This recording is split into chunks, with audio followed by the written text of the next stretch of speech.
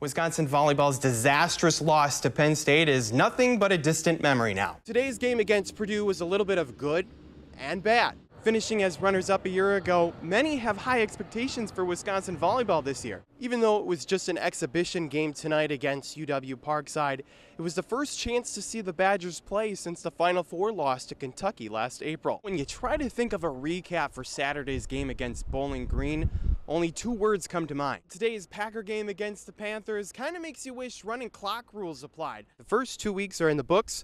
The Badgers have a bye week before returning here against Bowling Green. In Camp Randall Stadium, Eric Jacobson, Fox 47 Sports. It's safe to say for Madison Capital's Alec Vanko, hockey is a family affair. First game, I think my mom ordered 32 tickets. I think she called in. And like other sports at a young age, the long drives and weekends often require lots of family support. It takes a lot of work, from the parents driving you to practice every night to the hotel rooms that they spent the money on. And in the weekends, it's a lot of work. But life, as in hockey, can quickly change.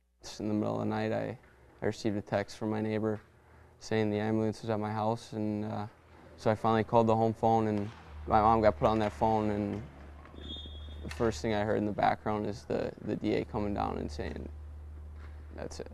Alec's dad had died in his sleep. He was 55 years old. But instead of quitting the sport he loves, Vanko continues to keep playing for his family and his dad. That's where I have my fun. And then getting back into hockey is what my dad would want me to do. And fulfilling his dream, playing in the NHL, is something he and his dad have always wanted.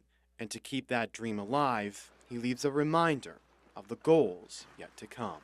Before every game, I leave an extra ticket, one for my dad, just so he always knows that he can have that spot, but I know he's watching from up above. In Madison, Eric Jacobson, News 3 Sports. Well, just 2 weeks ago, the sky was falling for the Packers. But after blowout wins against the Bears and Vikings, all is well again in Green Bay. Standing in their way of a 4-2 start are the Dolphins. To Sun Life Stadium in Miami we go for this one. We start with the Packers' first drive, and Aaron Rodgers making it look really, really easy. The pass to Jordy Nelson is perfect, and the Packers go up 7-0. The Dolphins hang around in this one, however. Fourth quarter, Ryan Tannehill with the play fake and finding Mike Wallace in the end zone for the touchdown. The Dolphins take the 24-17 lead. Aaron Rodgers given one last chance, down 4 on the last drive, ball on the Dolphins 15. Rodgers signals that he's going to spike, and the defense falls for it. The pass to Devontae Adams gives the Packers a first down with just 6 seconds remaining. That is all that Rodgers needs. The pass to Andrew Corliss is good. The Packers win 27-24. After a slow start yesterday, the Badgers took care of Illinois 38-28 yesterday in Camp Randall, ahead of Melvin Gordon's 175 yards and 4 touchdowns. It was pretty close in the first half, however. Illinois took a 14-7 lead early in the first half before the Badgers came back. But for Coach Anderson and company, a win is a win. The AP college football poll is out this week, and who can believe it? Mississippi State is atop the standings. It's the first time in school history for the Bulldogs. Florida State drops to number 2. They match up with number 5 Notre Dame next Saturday night.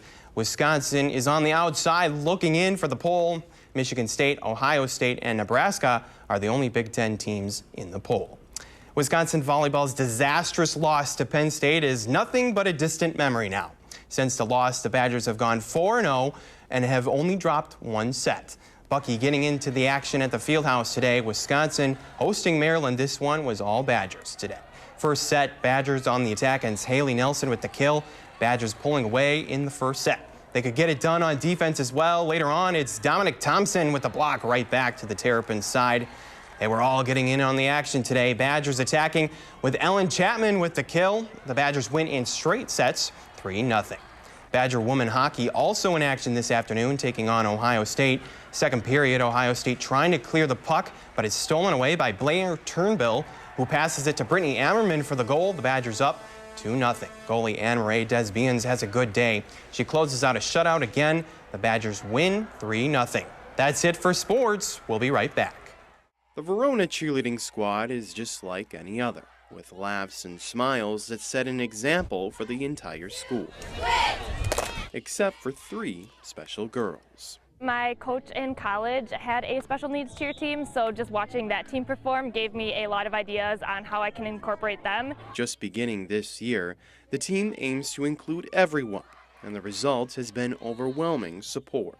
I think it's pretty great that we can show all the people in our school and community that just because you're in a wheelchair doesn't mean that you can't be a cheerleader. When she's able to do something, for one, I cry because I just can't even believe it. And when her face just gets a smile that goes across the whole, cheek to cheek, and she's so proud of herself. With the rest of the team's full support, these girls know exactly where they fit in. Talking to friends, not being home alone, and being bored, not doing nothing. It's always fun here, laughs. And while the team may not always win on the field, the team on the sidelines has already won. It's really great that the message is getting sent that, no matter what you are, who you are, that there's someplace that you can be. And making this group of kids a little more special. Hello. In Verona, Eric Jacobson, News 3 Sports. Your first time is thrilling. Really scary, but thrilling. You might say it's a little crazy, but the folks at the Rock Aqua Jays jet skiing team are flying sky high. Over water, of course, on skis. You have to be both strong physically, and also what people don't know is you have to be pretty strong mentally. Imagine going to the gym and standing under 1,000 pounds. That's the equivalent of it. With ages ranging from 3 to 50, there's a role for everyone and anyone. Well, our veteran skiers definitely add a lot to the team. A lot of knowledge. Most of them have been around for decades. The younger skiers, a lot of them, their parents ski. They're just kind of born into the club, and they get out there going behind the boat and no fear. But with the national competition a few days away, there's plenty for members to balance, and not just on the water. A lot of these kids learn life lessons that are going to be valuable to them their whole life. They may not understand it right now, but it's interesting. I've gotten quite a few different letters over the years saying, thanks for pushing me, thanks for making me chase my dreams, those kind of things. But with a little practice, everyone can stand tall. In Janesville, Eric Jacobson, News 3 Sports. They don't look like your typical athletes, but don't tell that to these group of kids. Yeah, in my mind I treat it like a sport, but instead of using brute strength like in football, we use our minds. Janesville Parker's Rockin' Robots team does everything a sports team does, even down to the game their robots play.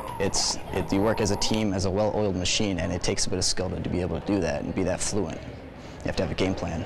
After advancing past the first round of the robot competition, the team headed to the Edward Jones Dome, home of the St. Louis Rams. It was crazy. It was playing in an NFL stadium.